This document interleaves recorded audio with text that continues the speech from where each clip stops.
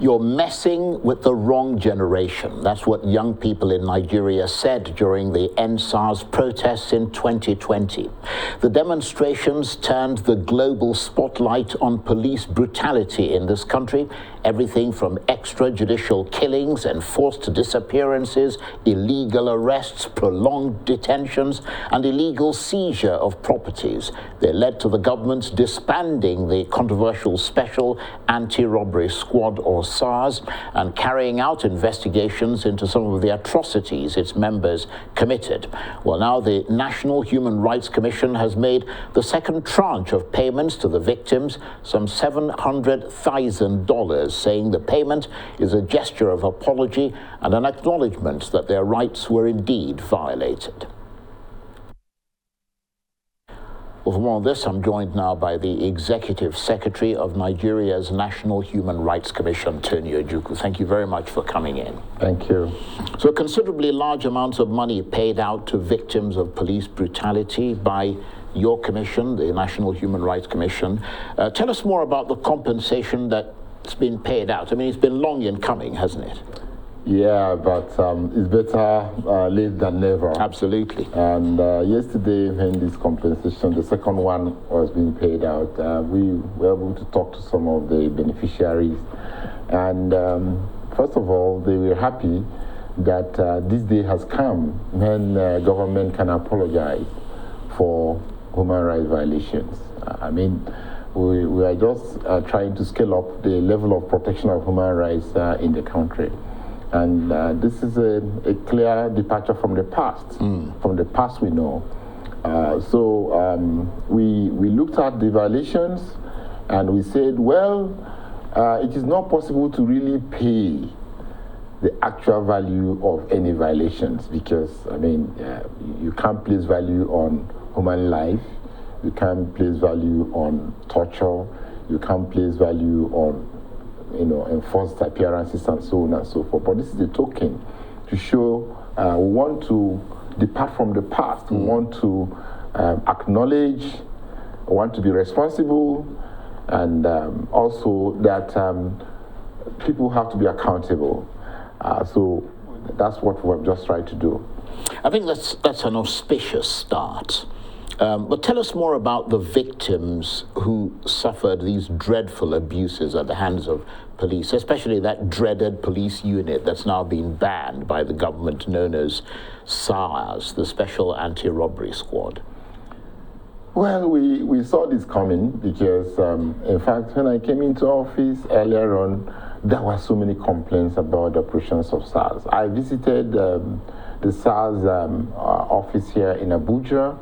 And this is their detention camp at Abattoir. They call that place Abattoir. That's a scary name. And after going to that place, I said, no, we have to investigate this. And we went into investigations and we found out horrible things really happening. And we recommended to the government early that this unit has to be disbanded. I mean, we have to form a new unit that can be brought up with human rights mainstreamed into their operations. And government agreed with us, but there was a little delay in implementing the earlier report of the Commission on SARS. And then we had the end SARS protest in October 2020. Of course, because there was a ready report already, which the government was keen on implementing with some police reforms, the government easily agreed on the initial conditions sent by the end SARS protesters. But of course, what happened, the list increased from 5 to 10, 10 to 15, 15 to 20, and it became a child's play. And then you know what happened. But you guys, your commission actually laid the groundwork for the disbanding of that SARS. We did recommend that, right. And of course SARS has been disbanded now, but more importantly, we want to ensure that for sustainability there needs to be an end to impunity in the conduct of law enforcement agents in this country. So government agreed that there should be this panel of SARS, which was set up in 29 states. All of them have concluded. In fact, it is the one in Abuja here, which which we are still trying to conclude. Because that's the one that was done by your commission? By my commission. Right. Because the constituency of the one in Abuja is the whole country. Like, we got petitions from 29 states. So you can imagine it's taking a longer time. It's taking a longer time, and it had a wider coverage. But we're happy we are coming to the end of it. We paid the first compensation in December last year. We paid this compensation, which is the last compensation on this group, before the panel will wind this work, maybe before the next 1 month. And then you will now see the other recommendations. For instance, officers who are responsible for these violations need to be held accountable. Absolutely. They will now be recommended to the various attorney generals for prosecution, those that need to be prosecuted, for those that would undergo disciplinary procedures, to the Police Service Commission, to the IGP himself, and so on and so forth. So there's still a lot of things to come out of this. This is the one we think to have some closure for these families who have been going through this trauma over the time. Let's have some closure. Let's have some apology. Let's do some token compensation as a way to depart from the long history of impunity, non-accountability for human rights violations. And we hope that going forward, we should be able to sustain this, and that will make a better country for Nigeria. I have to say that sounds very encouraging. And of course, you mentioned the long list. I mean, the issues included things like illegal detention, forced disappearances, unlawful killing, illegal seizures of property. I mean, that's a fairly long laundry list of crimes against a police force that's supposed to oppose crime, not commit it. Exactly, yeah, because actually the policeman is the first line of protection of your rights. We say police is your friend. So why will it be the police that will now be violating rights? But you see, you have to look at our past. The police was formed under the colonial structure, and from inception, it was meant to protect the authority, to collect taxes, not for the people. And then worsened by the long period of military rule, when the people were not, it wasn't the people-centered police. So the struggle since 1999 till date has been to reorientate them to now see the citizen as the centerpiece of their protection. And that's what we're struggling with. That's why you see this level of impunity. Through this accountability process, the government is in agreement that there will be police reforms. And through this kind of accountability, plus so many other things we're doing training for them. We are doing their training manuals. We are going to the police colleges to train them. Even for the military, we are also dealing with their training manual. We are training them in the front lines. We are helping them to develop rules of engagement before their operations, and so on. So it's a holistic thing. This is just one narrow part of it. So we are hoping that this will help to reorient them to start seeing the citizen as the centerpiece of protection, as the centerpiece of security, and we hope to get there. And of course, keeping in the back of their minds that if they do something, they're not going to get away with it. And of course, among the victims, I understand that around 58 people were given some form of compensation, mostly in cash. Just tell us about that. Yeah, we were able to pay about 58 people, but 74 beneficiaries. Right. There were 58 cases, but like you may have an incident, about 30 people are involved. So even though there were 58 complaints, the beneficiaries were 74. I see what you mean. Yeah. And the total compensation we paid out yesterday was about 289 million. And of course, the first 289 million naira. Naira. Right. The other one was about 146 million. So if you put that together, it's about 431 million we have been able to pay in terms. And are you expecting to pay more? We are expecting to pay more. Right. And because when this panel winds up, we set up another permanent panel because there are new cases every day. Yes, absolutely. There are new cases every day. And the only way this can work is if it's sustainable. Yes. So that any police officer, any law enforcement officer that is doing his work will have at the back of his mind that if I do the wrong thing, it is no longer that I'll kill you and nothing will happen, because Human Rights Commission is coming after you. Well, and how does that money break down in terms of individuals? I mean, you're talking about a total of 200 and something million. 89 million. Now, some individuals got 2 million, some got 3 million, some got 5 million, and so on and so forth. Yeah, but what was the highest amount? The highest amount was about 5 million. Right, 5 million for somebody whose relative was killed. Yes. I know it is like a drop in the ocean, but like we said, if we want to pay the full value of life, how much will you pay? And we are just starting a new regime of appreciation, apology about human rights violations, and this is a token.